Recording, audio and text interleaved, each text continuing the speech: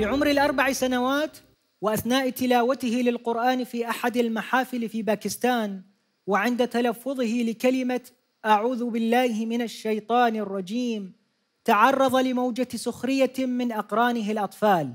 وقتها لم يتراجع ولم يتزعزع، بل وضع نصب عينيه هدفا: سأكون من أهم القراء في باكستان. نعم، وهكذا كان. نتعرف على الحافظ والقارئ محمد أبي بكر من باكستان. أعوذ بالله من الشيطان الرجيم.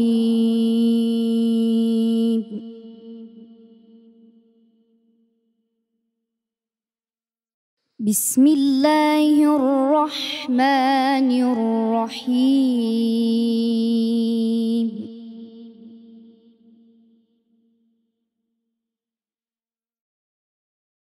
إن المتقين في جنات وعيون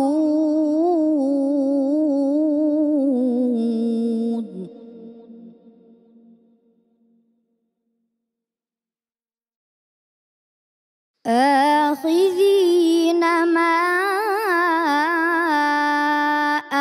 آتاهم ربهم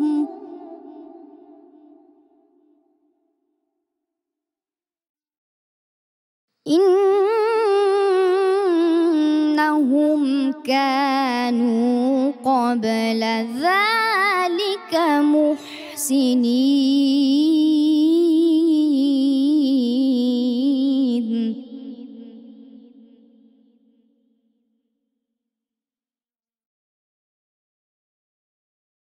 كانوا قليلا من الليل ما يهجعون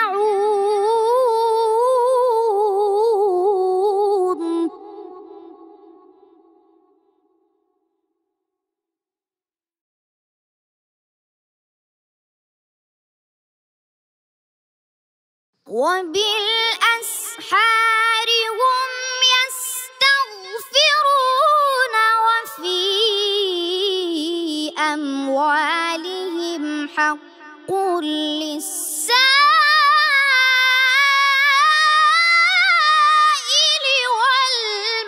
والمحروم.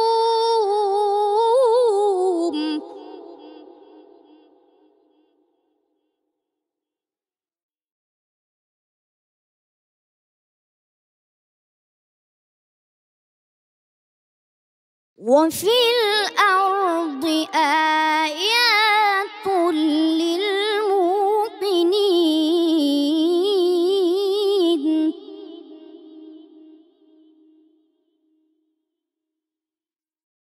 وفي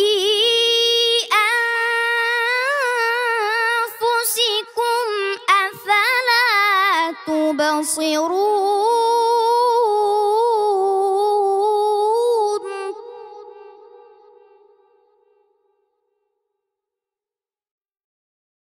وفي السماء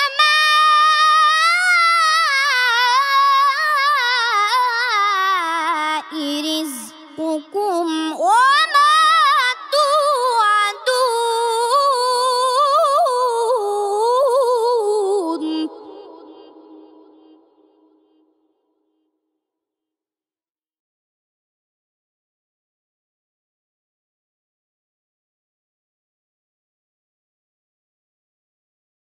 فورب السماء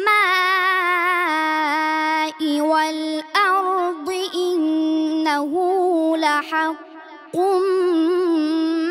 مثل ما أنكم تنطقون.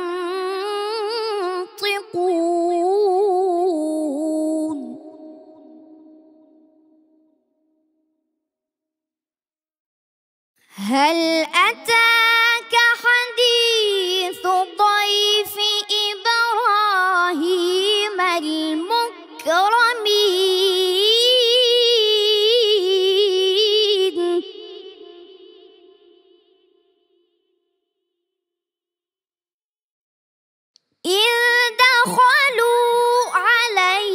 فقالوا سلاما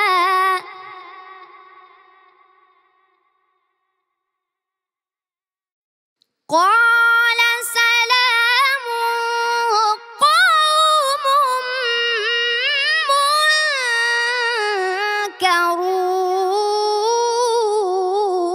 منكرون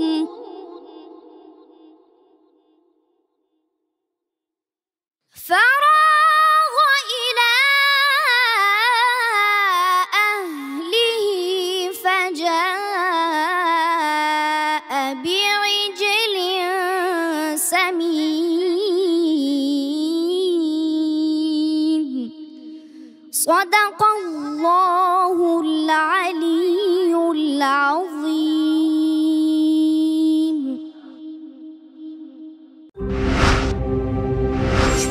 أداء من طينة الكبار. نعم، الصغير بعمره، الكبير بأدائه.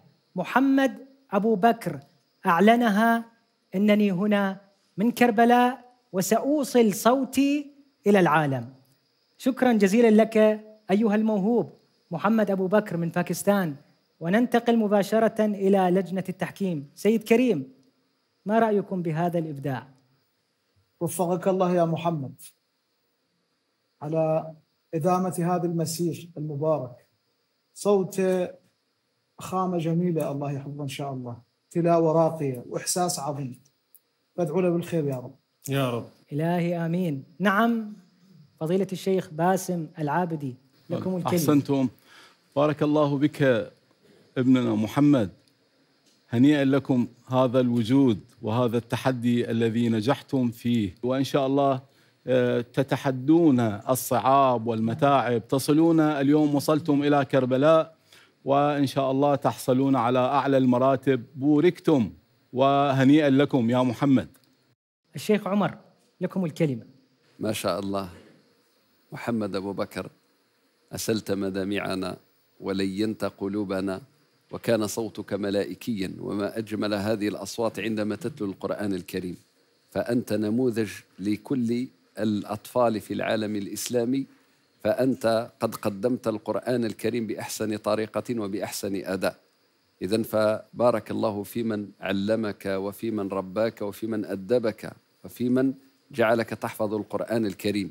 فتحديك كما ذكرت لي الذي عندما أخطأت في مجمع من المجامع في الاستعاذة جعلك تصر وتقدم على القرآن الكريم وتحفظه، والحمد لله. فنسأل الله لك كل التوفيق. أستاذ عماد رامي، تفضل. حياكم الله أخي الكريم. أنا بس بدي نوه إنه الأطفال أو الشباب اليافع إنه لا يقتصر أداؤهم بس تقليد للكبار من القراء، وإن كان ذلك يعني جيد في بداية القراءة والمسيرة.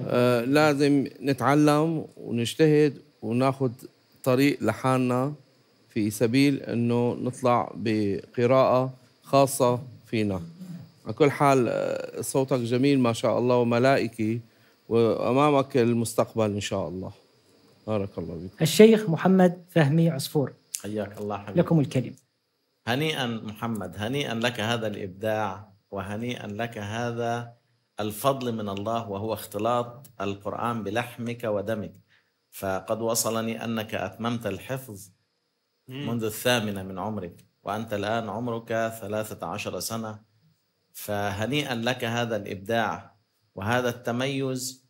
والعجيب أيضا، وهو ما حج علينا جميعا، أن لسانك ليس عربيا. نعم. أنت تتحدث بالأصل اللغة الإنجليزية. فأنت يعني هذا دليل على إبداع القرآن نفسه، لأن القرآن ميسر، فإنما يسرناه بلسانك. ولقد يسرنا القرآن للذكر فهل من مدكر. ومن علامات تيسير القرآن أنه ميسر لجميع الألسن. نعم. وجميع اللهجات وجميع اللغات، وهذا نموذج. أسأل الله لكم العافية. سيد حسنين. شكرا يا حبيب، موفق. شكرا محمد. الكبير بأدائه، المستقبل بحاجة إليكم وإلى هذه المواهب محمد أبو بكر من باكستان، شكرا جزيلا لكم، شكرا جزيلا، شكرا جزيلا، حياكم الله، أهلا وسهلا بكم.